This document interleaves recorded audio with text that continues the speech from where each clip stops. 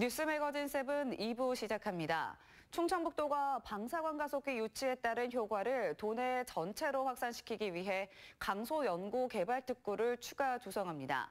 강소연구개발특구는 연구 성과를 빠르게 산업화할 수 있는 장점이 있어 지역 혁신 성장을 앞당길 것으로 기대됩니다. 구준회 기자입니다.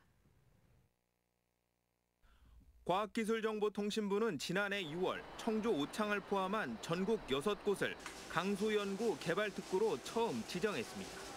기존 대규모 특구와 달리 소규모 지역을 R&D 거점으로 육성하고 연구 성과를 지역 기업과 공유해 혁신 성장을 이끈다는 취지입니다. 충청북도는 강소특구 지정으로 2024년까지 지역 내 총 생산이 1,400억 원가량 늘어날 것으로 내다봤습니다. 최근 차세대 방사관 가속기 유치 성공으로 파급 효과는 더 커질 것으로 기대하고 있습니다. 하지만 방사관 가속기와의 시너지 효과를 도내 전체로 확산하기 위해서는 추가적인 대책이 필요해 보입니다. 이에 도는 상대적으로 R&D 기반이 부족한 청주 이외 지역에 강소 연구개발 특구를 추가 지정하는 방안을 검토하고 있습니다. 새 강소 특구에는 방사관 가속기를 활용할 수 있는 첨단 분야를 특화 산업으로 육성할 계획입니다. 과학기술부에도 이 같은 방침을 전달하고 긍정적인 답변을 얻었습니다. 도 관계자는 방사관 가속기 유치 효과를 확대하기 위한 조치라며 후보 지역 윤곽은 이달 안에 나올 것이라고 밝혔습니다. 후보지 선정과 함께 과기부 심사를 위한 연구 용역에 착수하는 등 후속 작업을 서두를 계획입니다. 혁신 성장 거점이 늘어나는 만큼 도내 균형 발전에도 도움이 될 것으로 기대됩니다. CJB 뉴스 구준혜입니다. 오늘부터 노래방이나 클럽 등 정부가 감염병 고위험 시설로 분류한 곳은 전자출입 명부 시스템을 운영하게 됩니다. 계도 기간을 거쳐 다음 달부터는 지키지 않을 경우 처벌이 이루어지는데 그 전에 보완해야 할 제도적 문제점들이 보입니다. 이태영 기자입니다. 누구이십니까? 일단 나이트클럽 등 유흥주점에 가기 위해서는 이제부터 포털 사이트 네이버에 접속해 개인 QR코드를 다운받은 뒤 업주의 어플리케이션을 통해 방문 기록을 남겨야만 입장할 수 있습니다. 나이 연세가 드신 분들 같은 경우는 네이버 아이디가 없으신 분들이 있어서 저희가 따로 방명록을 전에 했던 것처럼 작성을 하는데 그 부분에 대해서는 약간 애로사항이 좀 있습니다. 이 같은 감염병 전파 고위험 시설에 해당하는 업종은 모두 8개로 충북의 경우 2,400개가 넘습니다. 하지만 업종별로 살펴보면 충북 지역의 헌팅포차와 감성주점은 단 4곳에 불과합니다. 이들은 그동안 관련 조례가 없어 일반 음식점으로 신고를 한 뒤 편법 영업을 하는 등 정확한 통계가 잡히지 않고 있는 겁니다. 저희가 이렇게만 파악이 돼 있는 건데 추후에 혹시 또 더 있다면 확인이 되면 이제 더 같이 관리를 해야죠. 이번 전자출입명부 시스템이 적용되는 충북 지역의 실내 집단 운동시설은 53곳으로 파악됐는데 대부분 줌바 댄스와 스피닝, 태보 시설로 수도권과 같이 탁구장 등 생활체육시설에서 감염이 시작될 경우 역학조사에는 한계가 있습니다. 전자출입명부 정책은 계도 기간을 거쳐 다음 달부터 본격 적용되는 가운데 위반 시 영업중지를 포함해 300만 원 이하 벌금형에 처해질 수 있습니다. CJB 뉴스 이태현입니다. 코로나19로 무더위 쉼터로 지정된 도내 경로당들이 폐쇄된 지 넉 달이 다 돼가는데요. 이 본격적인 여름이 시작되면서 경로당을 다시 열어달라는 요구가 이어지고 있지만 당분간 재개방은 기대하기 어려울 전망입니다. 조용광 기자입니다. 무더위 쉼터로 지정된 청주의 한 경로당입니다. 예전 같으면 어르신들이 에어컨 바람을 쐬며 여가를 보내야 하지만 출입문이 굳게 닫혀 있습니다. 도심의 또 다른 경로당도 안내 문구와 함께 자물쇠가 채워져 있습니다. 코로나19 확산을 막기 위해 지난 2월 이후 넉 달째 도내 경로당과 마을 회관의 이용이 제한되고 있습니다. 어르신들은 하는 수 없이 마을 공터나 공원에 마련된 정자 그늘을 찾고 있지만 성큼 다가온 올 여름을 보낼 생각을 하면 걱정이 앞섭니다. 여름에는 시원하고 겨울에는 덥게 해주고 이렇게 하는 경로당 갖다 문을 닫으니까 우리 눈이 갈 곳이 없어요. 이렇게 각자 사람들 쳐다보고 웃고 이렇게 하다가 말을 안 하고 서로 그냥 집에 각자 들어앉았으니까 힘들잖아요. 그러니까 그 좀 회관을 좀 쓰게 해주시고. 도내 무더위 쉼터는 2,444곳, 공공기관과 금융기관을 제외한 도내 무더위 쉼터의 89%는 경로당과 마을회관입니다. 어르신들은 지난 2007년 지정 이후 처음으로 무더위 쉼터가 없는 여름을 보내야 할 수도 있습니다. 지역사회 감염이 없는 지역에 대해서는 선별적으로 가도 주로 이제 농촌 지역 위주로 개방을 우선 단계적으로 하는 게 좋지 않겠나. 한편 보건복지부는 지자체들의 상황에 따른 선별적 개방 요청에도 코로나19 확산세가 진정되기 전까지는 경로당 개방은 어렵다고 밝혔습니다. CJB 뉴스 최윤광입니다.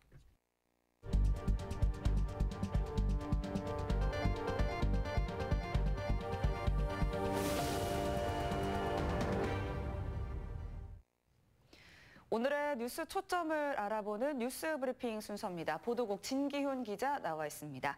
네, 진 기자, 오늘 첫 소식 어떤 소식 준비하셨을까요?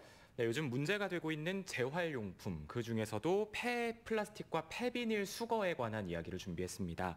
청주의 공동주택의 재활용품을 수집, 운반하는 업체들이 오늘 기자회견을 열었습니다. 네. 요지는 청주시가 폐비닐과 폐플라스틱을 공공수거해달라, 즉 청주시가 수거해달라는 겁니다. 이들이 이런 요구를 하는 이유를 좀 알아보려면 우선 폐비닐과 폐플라스틱을 비롯한 이런 재활용품이 어떻게 처리되는지를 좀 살펴봐야 하는데요. 수거업체들은 보통 이 재활용품을 아파트와 연 단위로 계약을 맺고 아파트에 돈 주고 사옵니다. 네. 그리고 재활용품 선별장에 이걸 팔거든요. 그럼 선별장에서 다시 재활용품 가공업체에 이 재활용품을 파는 이런 구조입니다. 네. 그럼 이 가공업체는 이 재활용품을 말 그대로 가공을 해서 재생원료와 같은 제품들을 만들고 네. 이 제품들의 95%가량이 수출이 됩니다. 결국 가공업체가 재활용품에 대한 수요가 어느 정도가 있느냐에 따라서 수거업체들이나 선별장의 수익에도 영향이 있겠죠. 네. 그런데 이 가공업체들이 코로나 때문에 직격탄을 맞게 된 겁니다. 가공업체에서 만든 재생원료, 이 주수입국들이 미국과 유럽 같은 나라들인데요. 네. 이 나라들이 요즘 코로나 때문에 거래를 뚝 끊어버렸습니다. 그러니까 가공업체들이 거래량을 급격히 줄이게 될 수밖에 없죠. 그러다 보니까 재활용품에 대한 국내 수요가 확 줄어들면서 재활용품 가격이 뚝뚝 떨어지게 된 겁니다. 네. 문제는 수거업체 입장에서는 이렇게 재활용품 가격은 떨어졌는데 이 아파트에서 사가기를 요구하는 가격은 작년 기준이잖아요. 그러니까 결국에는 아파트에서 사오는 가격보다 이들이 재활용품을 팔아서 남기는 돈이 더 싸지게 된, 가져오면 가져올수록 손해가 되는 이런 그러네요. 상황이 벌어지게 된 겁니다. 네. 그렇다면 이제 앞서 말씀드린 것처럼 이 업체들이 왜 폐비닐, 폐플라스틱을 찝었느냐?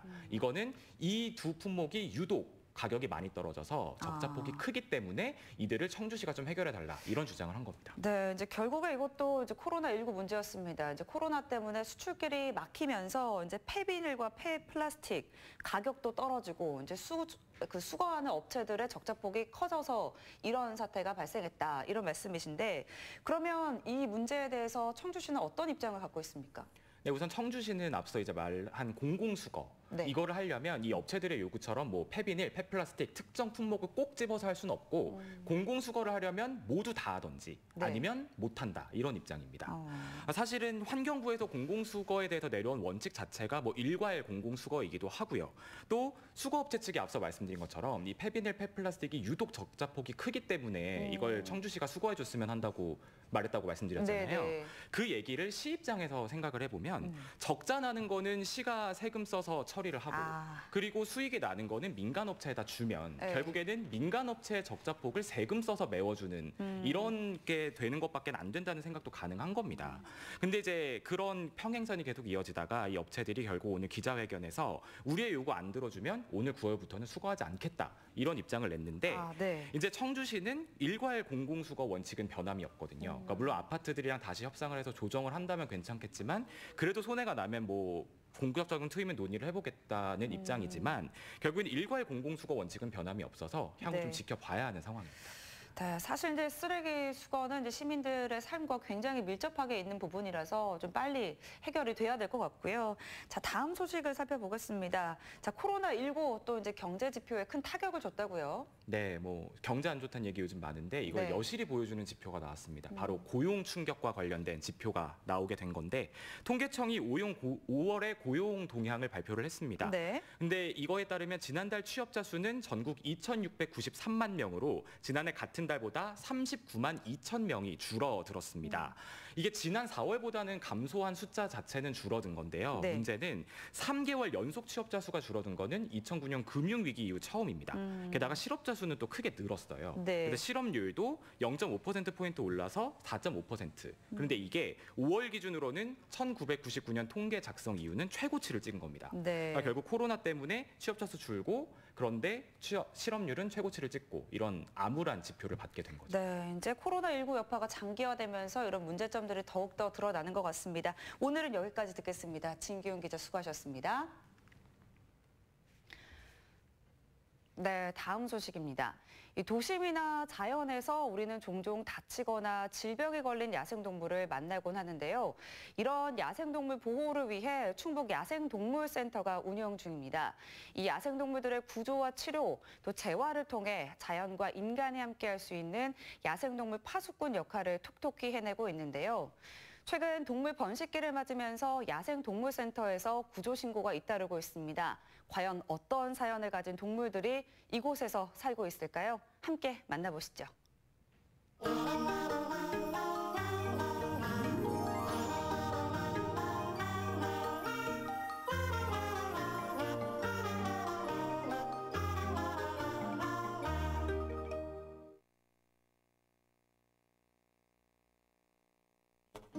새하얀 순백색의 몸에 샛노란 부리, 흔히 백조라 불리는 우아함의 대명사 큰 고니.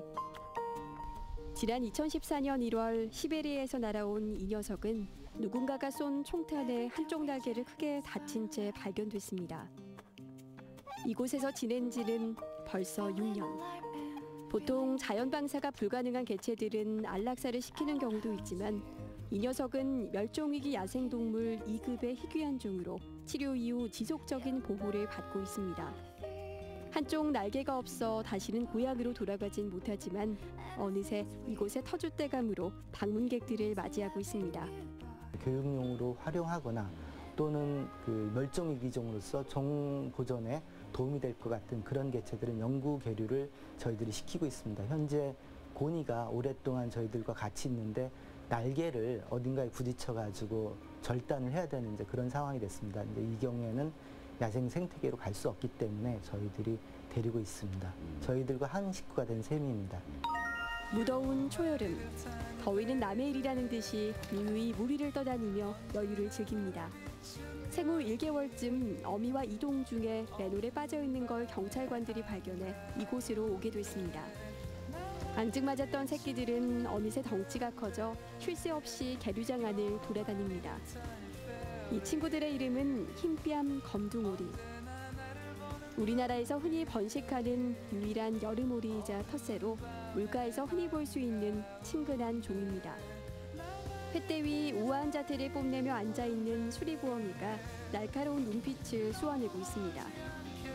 아마도 낯선 이의 방문이 그리 달갑지 않은 모양입니다. 훈련장 바닥에는 독수리들이 놀고 있습니다. 용맹하고 날카로운 인상과 달리 둔한 몸짓으로 방문객들에게 웃음을 선사해줍니다. 언뜻 생각해보면 맹금류로 생각되는 독수리와 수리보어미가 한 울타리 안에서 생활한다는 게 불가능해 보입니다.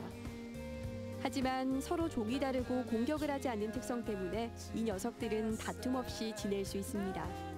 저희들이 이제 공간이 충분하지 않기 때문에 원래 공간이 충분하다면 서로 다른 종들은 분리해서 훈련을 시키거나 계류를 하게 됩니다. 그런데 공간이 협소할 경우에는 두 종을 같이 놨을 경우에도 문제가 발생하지 않는 경우에는 같이 둡니다. 조그만 박스를 들고 센터를 급히 찾아온 시민. 등산로에서 발견한 새가 며칠 동안 먹이를 먹지 않는다는 신고에 센터에 부탁을 받고 새를 이송해 온 겁니다. 박스를 열어보니 아주 조그마한 맷비둘기 새끼가 들어있습니다. 불안한 눈빛으로 주변을 살피지만 아무것도 먹지 못한 탓인지 기운이 없어 보입니다. 맵비돌기를 인계받은 수의사는 얼른 건강 상태를 살핍니다. 다행히 굶주림 외에 다른 외상이나 질병은 없어 보입니다. 잘 서 있고 날개도 잘 쓰고 하는 것 같고. 아이고 힘들어. 이제는 맵비돌기에게 먹이를 줘야 할 시간. 부드러운 곡물 스프를 주사기에 넣어 천천히 입에 넣어줍니다. 만족스러운 양은 아니지만 그래도 먹이를 먹는 모습에 조금은 마음이 놓입니다. 이 맵비돌기는 센터에서 수의사들의 보살핌으로 건강을 회복한 후 다시 자연으로 돌아갈 예정입니다.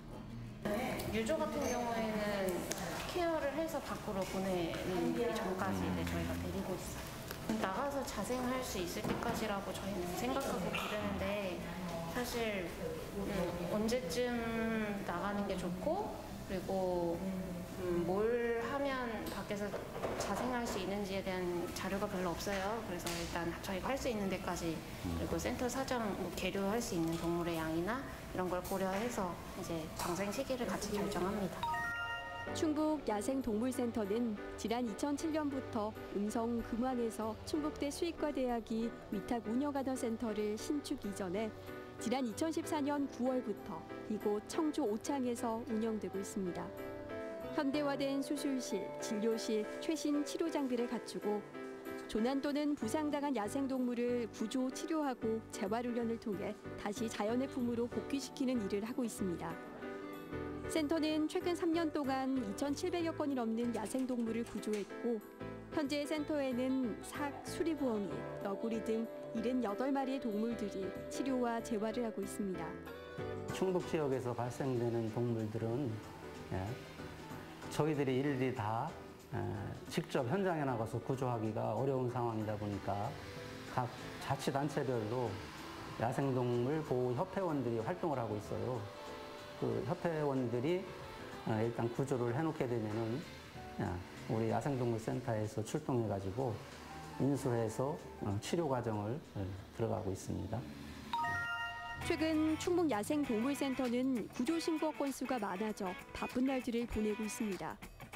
6월 초여름 동물 번식기인 이 시기에는 특히 새끼동물 구조 신고가 급증하기 때문입니다. 지난해부터 최근 3년 동안의 야생동물 구조 현황을 보면 1월에 40에서 50건에 불과하던 구조 건수가 5월부터 가파르게 상승하기 시작해 6월에 최고점을 기록한 걸 볼 수 있습니다. 하지만 이 가운데 정말 응급치료가 필요한 동물은 절반 정도밖에 되지 않습니다. 사람의 인기척을 느낀 부모만 먼저 달아나거나 먹이를 찾으러 자리를 비운 사이에 둥지에 홀로 남아있는 경우도 있고 새끼동물이 어미를 떠나기 전 독립연습을 하는 이소라는 습성 때문에 사람 눈에 띄는 경우가 많기 때문입니다. 이런 경우 제보자들은 새끼만 있는 게 불쌍하고 안타까워 신고를 하거나 임의로 데려와 보호를 하지만 그런 행동들은 부모와 새끼를 갈라놓는 비극을 만드는 겁니다. 좋은 마음으로 한 일들이 결론적으론 그 동물한텐 유괴에 해당하는 거죠. 사람들이 지나가다가 보면은 어미가 없고 새끼만 있는 것들이 발견되는데 많은 경우에 있어서는 어미가 먹이 활동을 하거나 또는 사람들이 왔을 때 그 감추기 위해서 어미는 멀리 떨어져 있는 경우들이 종종 있습니다. 이럴 때 위화가 발생한 걸로 오인하고 센터로 데려오게 되면은 결국은 우리는 야생동물 새끼를 유기하는 그런 상황들이 발생을 하게 됩니다. 그럴 경우 우리가 아무리 잘 관리를 해준다 하더라도 어미가 돌보는 것보다는 못하기 때문에 자연 생태계로 돌아갈 수 있는 확률들이 그만큼 줄어들게 됩니다.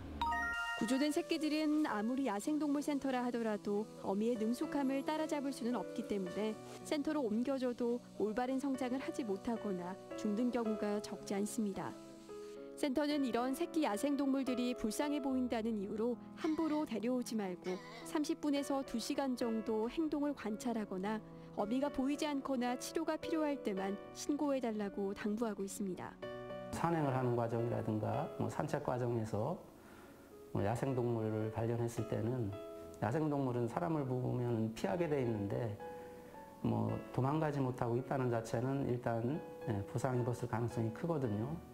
그럴 때는 각 지방자치단체에 연락을 취하면은 그 지방자치단체에서 그 지역에서 활동하는 야생동물 구조하는 분들을 연결을 해서 출동을 시켜줍니다. 예.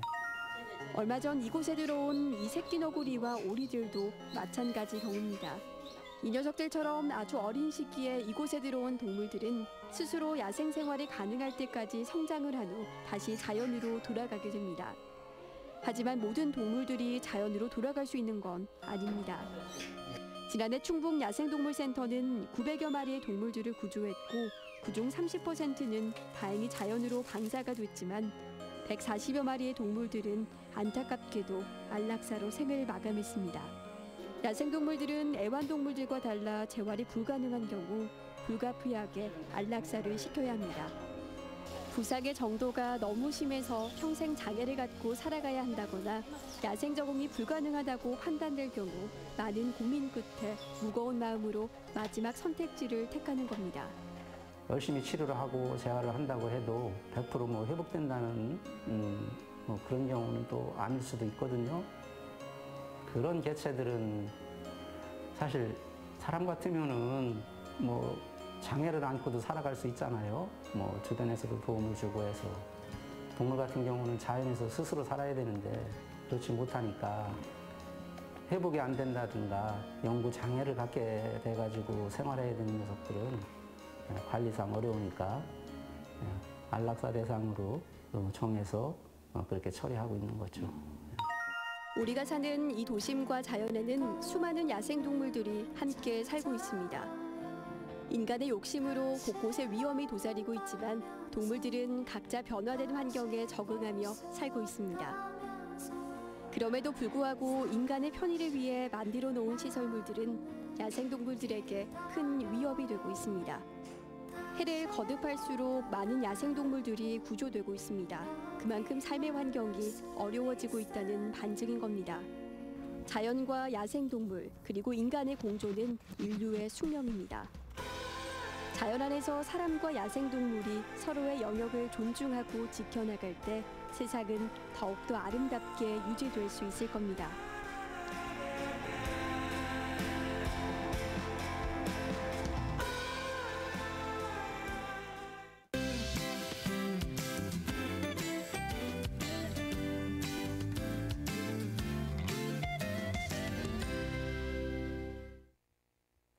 햇볕에 조금만 서 있어도 덥다는 소리가 절로 나오는 요즘입니다. 현재 충북에서는 저기압의 영향을 받아 빗방울이 떨어지고 있는데요. 내일 오전까지 우리 지역에서는 30에서 최고 70mm의 적지 않은 양의 비가 내리겠고요. 특히 오늘 밤사이 많은 양의 비가 집중되면서 천둥, 번개를 동반할 가능성이 있습니다. 비 피해 없도록 주의하셔야겠습니다.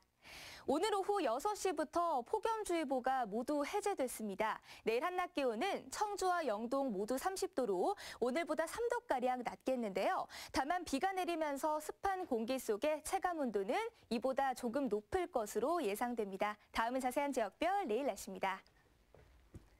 비는 내일 오전이면 대부분 그치겠고요. 아침 기온은 제천 20도, 그 밖의 지역은 21도로 출발합니다. 한낮 기온은 청주, 괴산 등 모두 30도가 예상됩니다. 남부 지역 역시 아침 기온은 21도 안팎이 예상되지만 체감온도는 이보다 3도가량 높겠고요. 한낮 기온은 영동 30도가 예상됩니다. 내일 오전 비가 그치고 나면 이번 주말에는 또 한 차례 비 소식이 들어있는데요. 낮 기온은 26도까지 떨어지면서 더위의 기세도 한풀 꺾일 것으로 전망됩니다. 날씨였습니다. 마지막으로 오늘의 컷7입니다. 카카오톡 채널에서 CJB 청주 방송을 추가한 후 여러분의 일상 등을 사진으로 보내주시면 오늘의 컷7에서 소개해드립니다. 일상이 뉴스다. 뉴스 매거진 7을 마칩니다. 고맙습니다.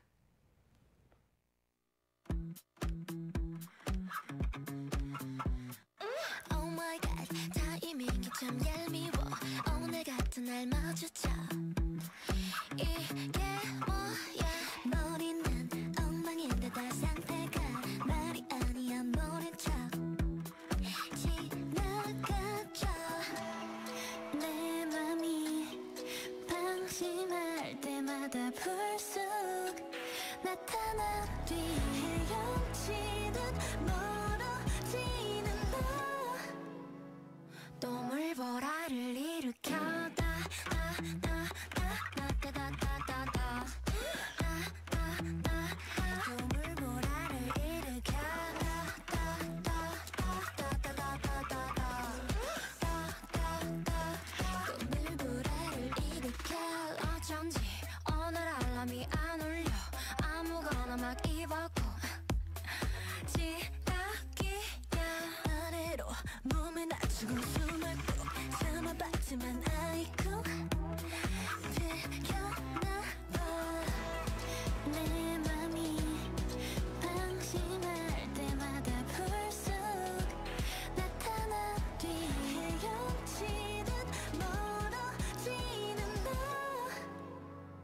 동물보라를 일으켜